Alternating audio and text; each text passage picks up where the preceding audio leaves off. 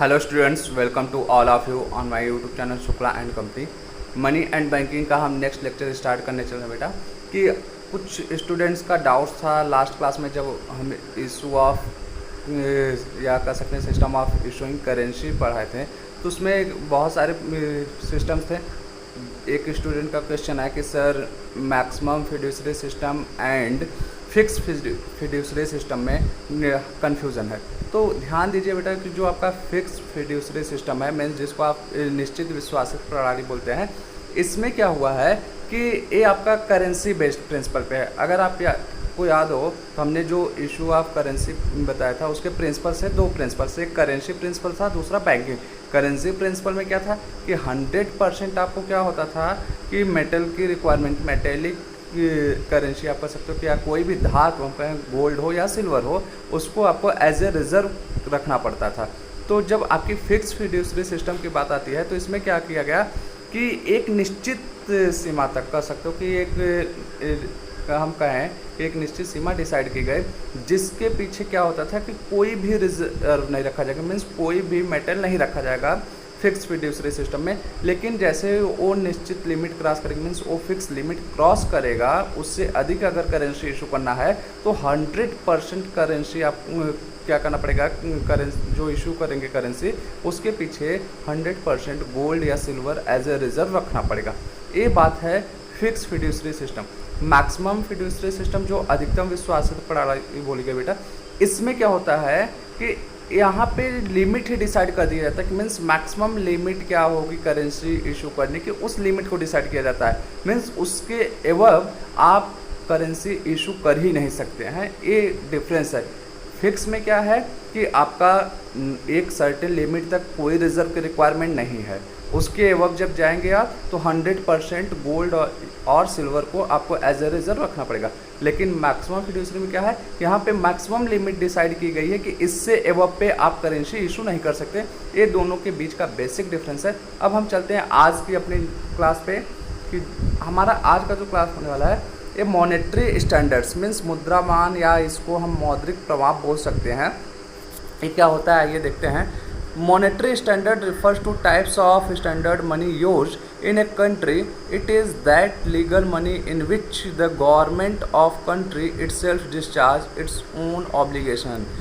हम मुद्रामान को आसान शब्दों में बेटा ये बोले कि जो भी करेंसी किसी भी कंट्री में चल रही है, करेंसी का मतलब जिसमें आप परचेजिंग कर रहे हो, सेलिंग कर रहे हो, मीन्स जिसमें क्या कर सकते हो कि आप अपने डेब्ट्स का पेमेंट कर रहे हो, उस करेंसी का वैल्यू किस में डिसाइड किया जाएगा, कौन क्या ऐसी चीज़ है जिसके बेस पे उस करेंसी की वैल्यू डिसाइड की जाएगी, उसी को आप कह सकते हैं मॉनेटरी स्टैंडर्ड बोला जाता है।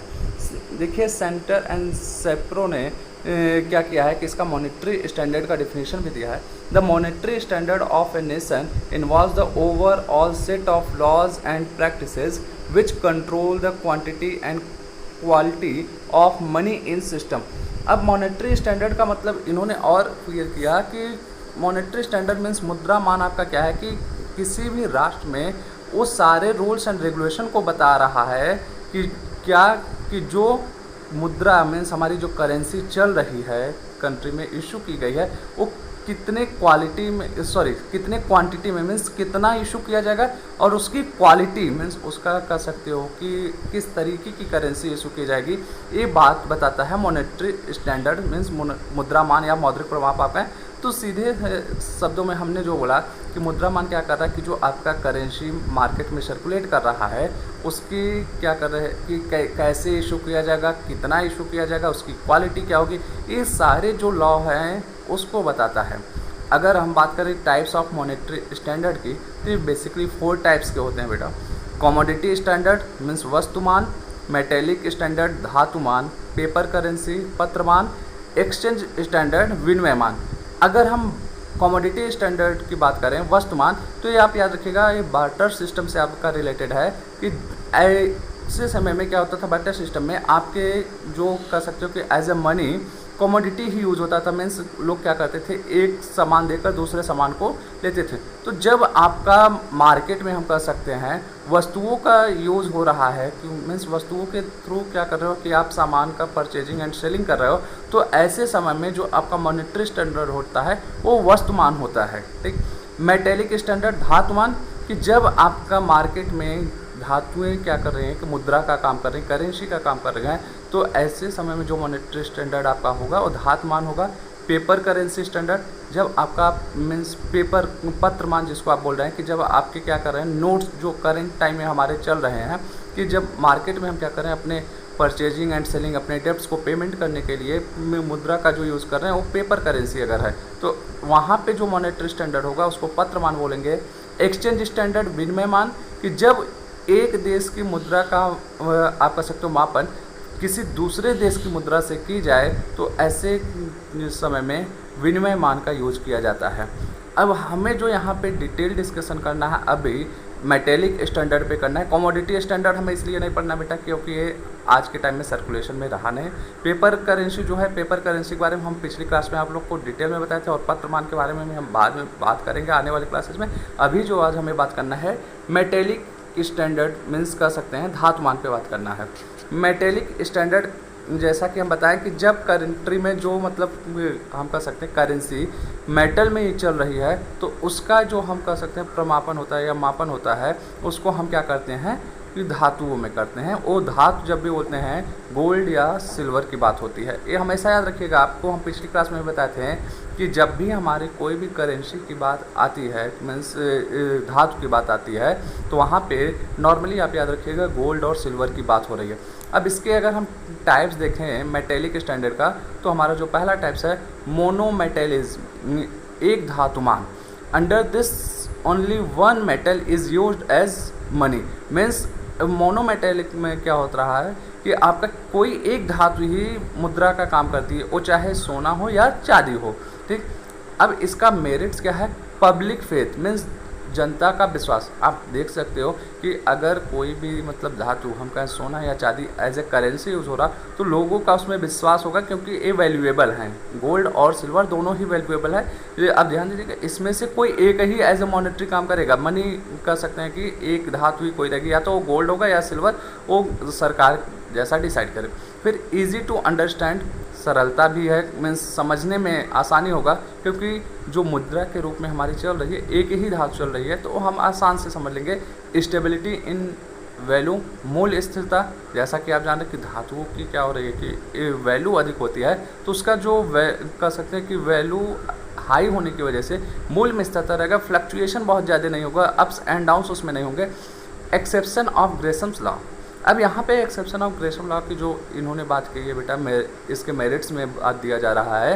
तो आप याद रखिए ग्रेसम लॉ क्या बोलते थे, सर थॉमस ग्रेसम थे। उन्होंने बोला था कि जो हमारी बैड क्वालिटी की मीन्स कॉइन्स होते हैं वो क्या करते हैं, गुड कॉइन्स को बाहर कर देते हैं। तो अब एक धातुमान में जब आपका एक ही कोई धातु है, वो गोल्ड या सिल्वर वही मार्केट में चल रहा है, तो ऐसे में क्या होगा कि दूसरी के बाहर जाने की बात ही नहीं। अगर गोल्ड ही है तो गोल्ड खुद गोल्ड को बाहर नहीं करेगा। एक चीज़ हम यहाँ पे आपको और कर सकते हैं कि आपके माइंड में थोड़ा डाउट्स हो सकता है, जो कि हमें भी समझ में आता है कि फॉर एग्जांपल अगर गोल्ड ही है कि मार्केट में सर्कुलेशन हो रहा है, अगर एक कॉइन हमारा गोल्ड का बहुत ही अच्छा मीन्स हम कहें न्यू कॉइन है और दूसरा कॉइन गोल्ड का ओल्ड है, तो ऐसे केस में क्या होगा कि जो हमारी ओल्ड कॉइन है वो न्यू गोल्ड कॉइन को मार्केट से बाहर कर देंगे। ये हमें भी समझ में आता है, लेकिन समझ बुक राइटर्स मीन्स यहाँ पे जो हमारे कह सकते हैं कि विद्वान हैं वो कैसे इस चीज़ को मेरिट्स में डाले हैं, ये हमारे भी समझ से परे है बेटा। लेकिन जो यहाँ पे तर्क दिया गया कि इन्होंने बोला कि एक ही धातु दूसरी धातु को बाहर नहीं कर सकती है, ये एक्सेप्शन यहाँ पे अपवाद बता दिए कि इसके मेरिट्स में आ रहा। फिर हम डीमेरिट्स पे चलते हैं। नॉट प्रैक्टिकल, अब ये अव्यवहारिक है बेटा। आप प्रैक्टिकली सोचिए कि क्या किसी भी कंट्री में इतने ज़्यादा क्या कर सकते हैं कि गोल्ड या सिल्वर है वो एज ए करेंसी यूज़ कर पाए, पॉसिबिलिटीज़ नहीं है। लैक ऑफ फ्लेक्सिबिलिटी, लोच का अभाव, मीन्स क्या आप टाइम के अकॉर्डिंग गोल्ड्स या सिल्वर के कॉइन्स को क्या कर सकते हो, अप्स एंड डाउन कर सकते हो, बढ़ा और घटा सकते हो, ये पॉसिबल नहीं है। Wastage of valuable metal, means जो हमारे यहाँ कह सकते हो कि बहुमूल्य धातुएं हैं उनका भी हम क्या करेंगे, वेस्टेज कर रहे हैं बेटा, कि बेकार कर रहे हैं उसको, कि क्या एज ए करेंसी यूज़ करके, कहीं से लॉजिकल नहीं है। डिफ़िकल्ट फॉर पुअर नेशन, और जो गरीब राष्ट्र हैं उनके लिए डिफ़िकल्ट है बेटा, कठिन है कि एज ए करेंसी वो मेटल को यूज़ करें, जो मतलब अपने क्या कर सकते हैं, भरण पोषण नहीं कर पा रहे हैं लोगों की, जनता का, कि और वो मेटल में करेंसी बना सकते हैं, पॉसिबल नहीं है। ये हमारे डिमेरिट्स में। अब टाइप्स ऑफ मोनोमेटलिज्म की बात हम करें, मीन्स ये हमारा एक धातुमान कितने प्रकार का हो सकता है, ये दो प्रकार का होते हैं। सिल्वर स्टैंडर्ड जिसको रजत मान बोलते हैं, दूसरा है आपका गोल्ड स्टैंडर्ड जिसे स्वर्ण मान बोलते हैं। मीन्स आप ध्यान दीजिए, ऊपर ही हमने डेफिनेशन बताया कि जो मोनोमेटलिज्म क्या है, इसमें कोई एक ही मेटल हमारा एज ए करेंसी यूज हो सकता है। तो वही यहाँ पे बोल रहा है कि अगर हमारा सिल्वर चल रहा है, मीन्स आप कह सकते हो चांदी करेंसी की तरह यूज़ हो रहा है, तो वहाँ पे जो स्टैंडर्ड यूज़ किया जाएगा, मीन्स जो मुद्रा मापन यूज होगा वो सिल्वर स्टैंडर्ड बोला जाएगा, उसको रजत मान बोलते हैं, और गोल्ड स्टैंडर्ड स्वर्ण मान। सिल्वर स्टैंडर्ड की बात देख सकते हो बेटा, 1893 में इसको क्या किया था, rejected on the recommendation of Herschell committee. Herschell committee थी, उसके अकॉर्डिंग क्या किया गया, 1893 में रजत मान को नकार दिया गया था, मीन्स इसको एक्सेप्ट नहीं किया गया। अब आगे चलते हैं, बात करते हैं और मेटेलिक स्टैंडर्ड के टाइप्स पे। ये ध्यान दीजिएगा, इन सब चीज़ों पे जो आपका गोल्ड स्टैंडर्ड है, इस पे हम आगे डिस्कस करने वाले हैं डिटेल में। अब दूसरा हमारा जो है कि बाई मेटलिज्म, द्विधात्मान, मीन्स धात्मान का जो हमारा अगला टाइप्स है वो है द्विधात्मान। Under this two metals are in circulation as monetary standard and they can be exchange at a fixed rate. अब यहाँ पे क्या है बेटा कि एक ही साथ दो धातुएं चल रही, मीन्स गोल्ड और सिल्वर दोनों क्या हो रहे हैं कि एज ए करेंसी कॉइन आपके मार्केट में चल रहे हैं, सर्कुलेशन में हैं, ठीक। तो और उन दोनों में से कोई भी क्या किया जा सकता है कि एक दूसरे के साथ एक्सचेंज किया जा सकता है। तो अब इसके मेरिट्स पे अगर हम बात करें, easy in payment of foreign producers, कि विदेशी भुगतानों में सुविधा। अब इनका ये मानना है कि अगर हमारा यहाँ द्विधात्मान चला, मीन्स दो धातुएं एज ए करेंसी यूज हो रही हैं, तो हो सकता है कि अगर हम दूसरे कंट्री में जब हमारा पेमेंट करने की बारी टाइम आए, तो वहाँ पे उनमें से कोई एक तो ज़रूर चल रहा। मीन्स अगर हम बोले कि हमारे यहाँ गोल्ड और सिल्वर दोनों चल रहा है, तो अगर हम किसी दूसरे देश में अपने डेप्ट्स को पेमेंट करना चाह रहे हैं, तो हो सकता है वहाँ पे गोल्ड हो, अगर गोल्ड नहीं होगा तो सिल्वर होगा। मीन्स दोनों में से कोई एक तो चल रहा होगा, तो इससे क्या हो जाएगा, हमें आसानी हो जाएगा पेमेंट करने में अपने फॉरेन डेप्ट्स में। फिर not fluctuation in value, value में स्थिरता रहेगी बेटा। कि इनके कहने का मतलब है कि जब दो धातुएं हैं कि अगर एक का क्या हो रहा है कि वैल्यू हाई हो रहा है तो दूसरे का डाउन, तो दोनों अल्टीमेटली क्या होंगे, बराबर हो जाएंगे। फिर फ्लेक्सिबल, मुद्रा का लोचपोड़ होना, कि यहाँ पे क्या है कि एक दूसरे को क्या कर सकते हैं, घटा या बढ़ा सकते हैं। मीन्स अगर कोई एक धातु की वैल्यू हाई हो रही है तो दूसरे धातु को क्या करिए, घटा दीजिए, तो दोनों क्या होंगे, अल्टीमेटली इक्वल हो जाएंगे। फिर एक्सेप्टेबल बाय कंट्री, अब देखिए यहाँ पे क्या कर रहा है कि बेटा कि ये देश के द्वारा, मीन्स राष्ट्र के द्वारा स्वीकार्य है, लेकिन ब्रैकेट में देखिए हमने क्या बताया है, if they have enough metal. किन परिस्थितियों में स्वीकार है, जब उनके पास पर्याप्त धातुएं हों, तभी ये बाईमेटलिज्म या द्विधात्मान आपका प्रैक्टिकल में लागू हो सकता है। मीन्स अब हम चलते हैं इसके डिमेरिट्स पे, कि नॉट प्रैक्टिकल, ये भी बेटा अव्यवहारिक है। कहीं से भी आप सोचिए कि ऐसा पॉसिबल है कि किसी भी देश में जो अगर धातुएं हैं, जो कह सकते हो कि वैल्यूएबल थिंग्स है, उसको आप एज ए करेंसी यूज करो, कि गोल्ड और सिल्वर को कभी भी नहीं। ग्रेसम्स लॉ यहाँ पे अप्लीकेबल है। अब यहाँ पे ध्यान दीजिए कि ग्रेसम लॉ इसलिए अप्लीकेबल है, बता रहे हैं कि गोल्ड और सिल्वर जब दो कॉइन्स आएंगे, तो सिल्वर का अगर वैल्यू आप देखें in comparison to gold low value होता है, तो इसको बैड कॉइन इन्होंने माना, और इनका कहना है कि सिल्वर क्या करेगा, गोल्ड को सर्कुलेशन से बाहर कर देगा। फिर दूसरा एक्सपेंसिव, खर्चीला भी है बेटा। दो दो धातुएं जो आपके दो दो मेटल कह सकते हो कि वैल्यूएबल मेटल है, उनको अगर आप करेंसी की तरह यूज़ करो, ये बहुत ही खर्चीला है। फिर again wastage of valuable metal, जो हमने पिछले में बताया कि यहाँ पे भी क्या हो रहा है कि जो आपके कि बहुमूल्य धातुएं हैं उसका वेस्टेज करोगे अगर आप एज ए करेंसी यूज़ कर रहे हो। ओके, चलते हैं नेक्स्ट टॉपिक पे, टाइप्स ऑफ बाईमेटलिज्म। कि अब हम द्विधात्मान का देखते हैं क्या टाइप्स है। लिंपिंग बाईमेटलिज्म, मीन्स पंग धातुमान। Under this two metals are used as principal money in circulation. Both are acceptable unlimited but costing is possible for any one metal. देखिए लिंपिंग मीन्स पंग धातुमान क्या बोला है, इसमें भी दो धातुएं आपके एज ए करेंसी चलने वाली हैं और दोनों क्या होने वाले हैं, एक्सेप्टेबल हैं, अनलिमिटेड असीमित विधिग्राह्य है। लेकिन बात जो आ रही है कि यहाँ पे ढलाई की बात जो हो रही है, दोनों में से किसी एक की ढलाई क्या होगी, वो परमिटेड होगी, मीन्स स्वीकार होगी, दूसरे धातु की ढलाई नॉर्मली एक्सेप्टेबल नहीं होने वाली है। In India it was in circulation after 1893, Bharat में जो था 1893 के बाद ये प्रचलन में आया था। फिर दूसरा आपका है पैरेलल बाइमेटेरियलिज्म, समानांतर द्विधात्मान। Costing of both are free. देखिए हम यहाँ पे केवल उस चीज़ को बताएं जो लिंपिंग और पैरेलल में बेसिक डिफरेंस है, कि बाकी सब चीज़ पैरेलल में सेम वही लिंपिंग का अप्लाई हो रहा है, सिर्फ डिफरेंस जो है यहाँ पे कॉस्ट मीन्स ढलाई जो है दोनों धातुओं का फ्री है। मीन्स आप फ्री का मतलब फ्री ऑफ कॉस्ट की बात नहीं, मीन्स आप दोनों का आसानी से ढलाई कर सकते हैं, चाहे वो गोल्ड का हो या सिल्वर की बात हो। It was accepted by England in 1862। ये क्या हुआ, इंग्लैंड में 1862 में क्या किया गया था, एक्सेप्ट किया गया था, स्वीकारा गया था।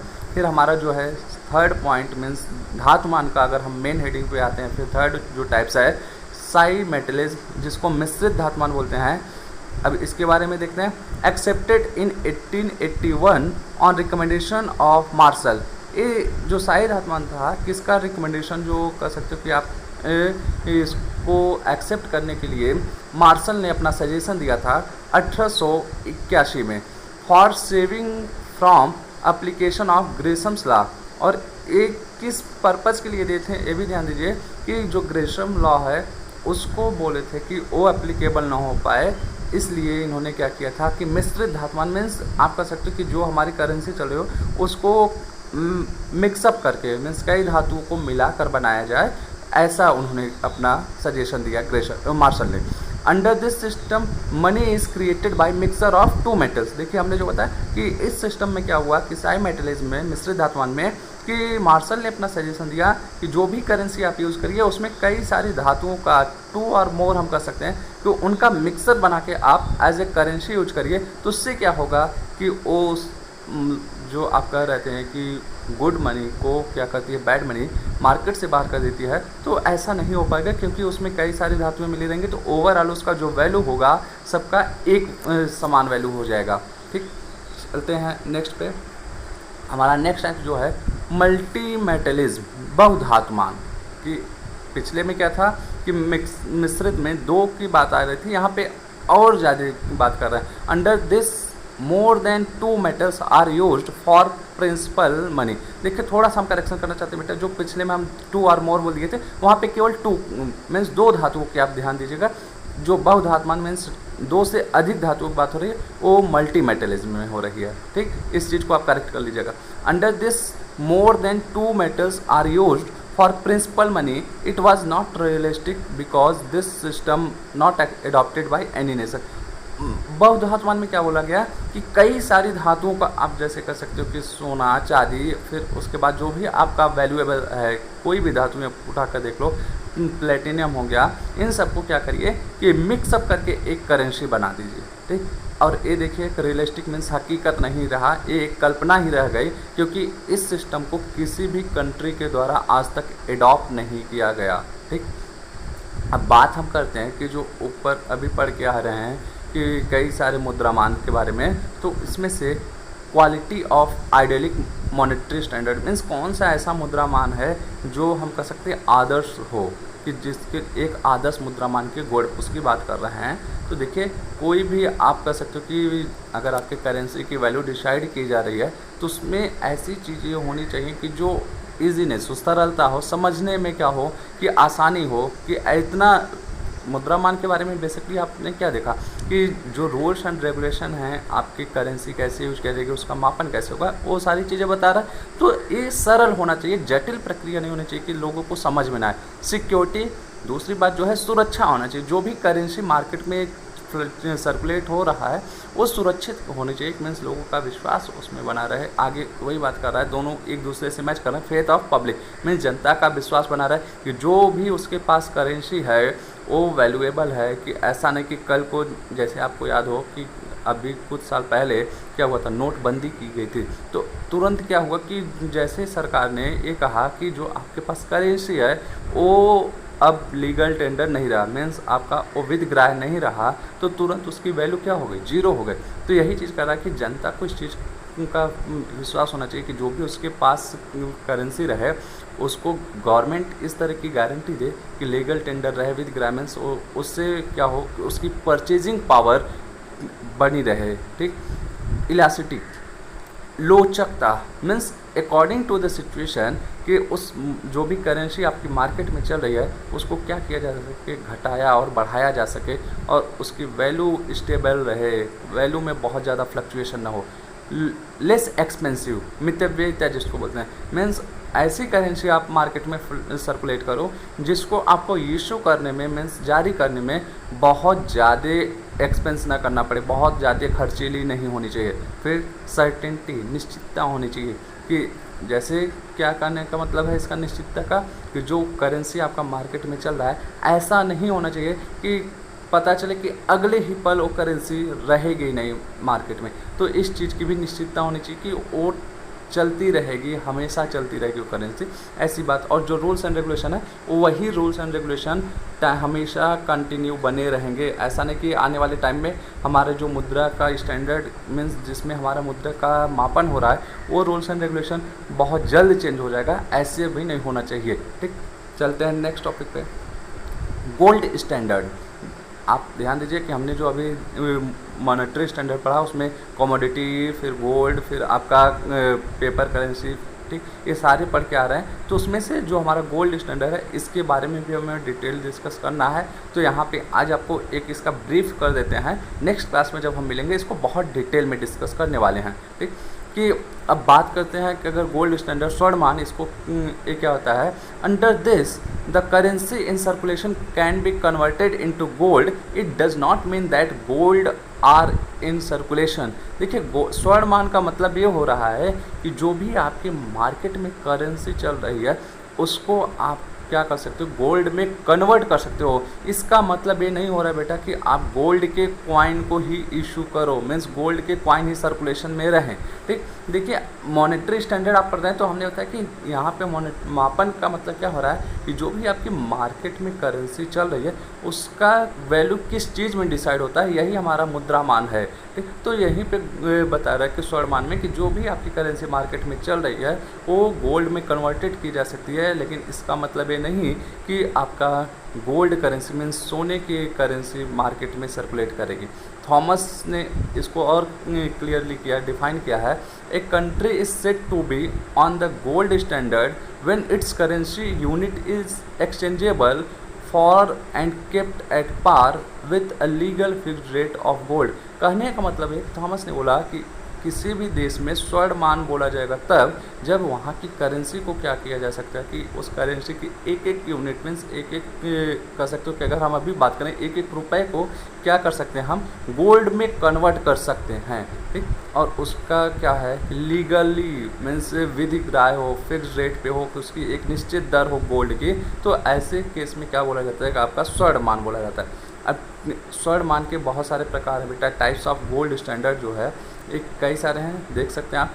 गोल्ड करेंसी स्टैंडर्ड, स्वर्ण करेंसी मान, ठीक, गोल्ड बुलियन स्टैंडर्ड, स्वर्ण धातु मान, गोल्ड एक्सचेंज स्टैंडर्ड, स्वर्ण विनिमय मान, गोल्ड रिजर्व स्टैंडर्ड, स्वर्ण निधि मान, गोल्ड पैरिटी सिस्टम स्टैंडर्ड, स्वर्ण समता मान।